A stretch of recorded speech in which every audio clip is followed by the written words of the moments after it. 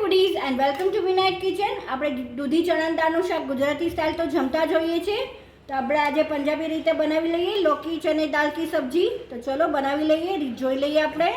તો ચલો આપણે બનાવવાની શરૂઆત કરીએ પંજાબી દૂધી ચણા દાળનું શાક। તો હવે આપણે પેન લઈ લીધું છે, એમાં તેલ એડ કરી દીધું છે। હવે આપણે જીરું એડ કરી દઈશું 1 ટીસ્પૂન। સાથે આપણે ધાણા એડ કરી દઈશું 1 ટેબલસ્પૂન। સાથે આપણે 10 થી 12 લસણની કળી એડ કરી દઈશું। આદુ એડ કરી દઈશું।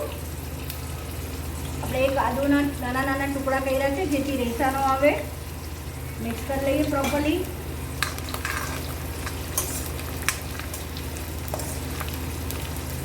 આમાં ધાણા જીરું બળવા ન દેવા, ખાલી બ્રાઉન સ્પોટ્સ આવી જાય લસણ ઉપર ત્યાં સુધી આપણે આને રોસ્ટ કરવાનું છે।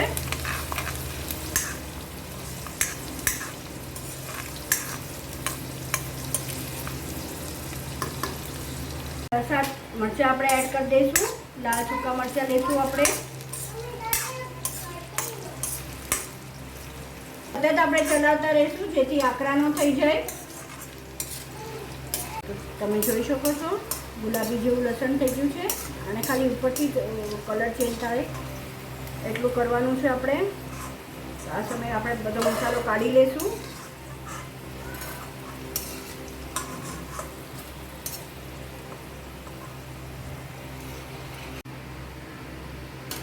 તો આપણું તેલ બધો મસાલો કાઢી લીધો છે। એક મોટી ઓનિયન કાંદો ચોપ કરીને લેવાનો છે। તેલ આપણું ગરમ જ હતું, મિક્સ કરી લઈશું।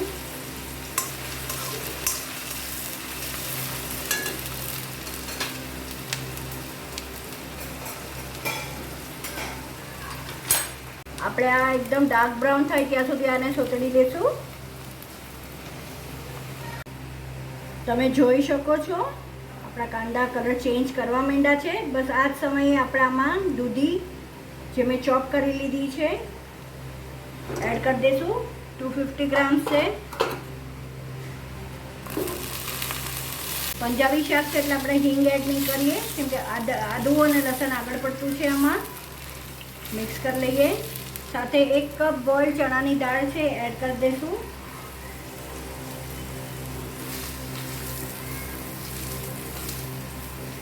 દૂધી કાચી છે અને પાણી આપણે એડ નહીં કરશું, જ્યાં સુધી પોસિબલ હોય દૂધીના પાણીમાં જ આપણે શાકને ચડવા દઈશું।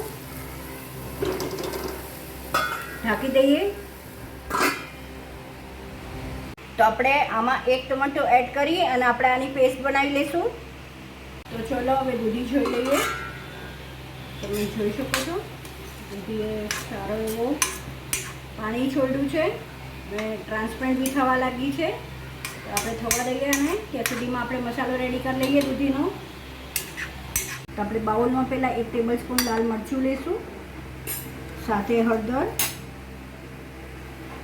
½ ટીસ્પૂન, 1 ટેબલસ્પૂન ધાણા જીરું, સ્વાદ અનુસાર આપણે ટેસ્ટ એકોર્ડિંગ ટુ ટેસ્ટ નમક, મીઠું, અને આપણે 1/4 ટીસ્પૂન જેવો ગરમ મસાલો એડ કરીશું।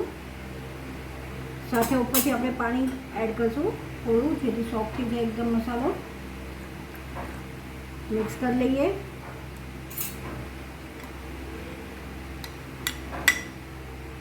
તો આપણો મસાલો ઓલરેડી મિક્સ થઈ ગયો છે અને સોક થવા દઈએ। તો આપણે જોઈ લઈએ શાકને।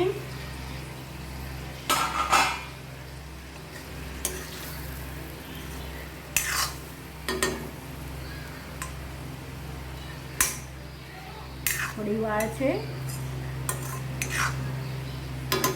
તો આ સમયે આપણે આમાં કોથમરી એડ કરશું, ધાણા,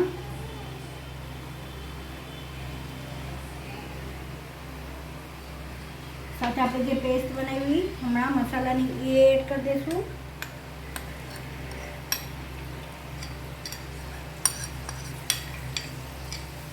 મિક્સ કરી લઈશું।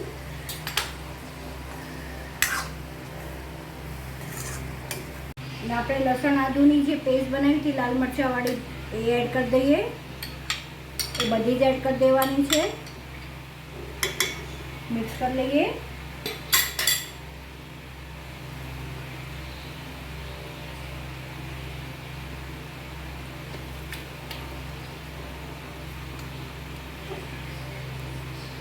બસ હવે આમાં આપણે થોડું પાણી એડ કરશું. આમાં બહુ પાણી ન થતું, બને ત્યાં સુધી દૂધીના પાણીથી આ શાક ચડાવીએ છીએ. તો બસ હવે ઢાંકીને મૂકી દઈશું. તો ચલો હવે જોઈ લઈએ આપણે.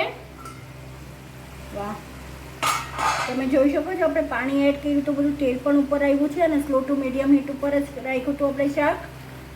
સરસ બની ગયું છે, લચકાદાર. રસો પણ સરસ થયો છે. આપણે જોઈ લઈએ. તમે જોઈ શકો છો ચણાની દાળ પણ એકદમ ચડી ગઈ છે, દૂધી બી ચડી ગઈ છે. તો બસ આ સમયે આપણે એકવાર ટેસ્ટ કરી લઈએ અને ટેસ્ટ અનુસાર આપણે જે પ્લસ માઇનસ લાગે એ એડ કરશું. મને સ્વાદ અનુસાર થોડુંક મીઠું ઓછું લાગે છે તો મીઠું એડ કરી દઉં છું. મિક્સ કરી અને સાથે આપણે સર્વ બી કરી દઈએ. સર્વ થઈને રેડી છે મારું લૌકી અને ચને દાળ કી સબ્જી પંજાબી સ્ટાઇલ. આઈ વિશ તમને મારી આ રેસીપી ગમી હશે. જો ગમી હોય તો લાઇક શેર અને સબસ્ક્રાઈબ કરવા ન ભૂલશો.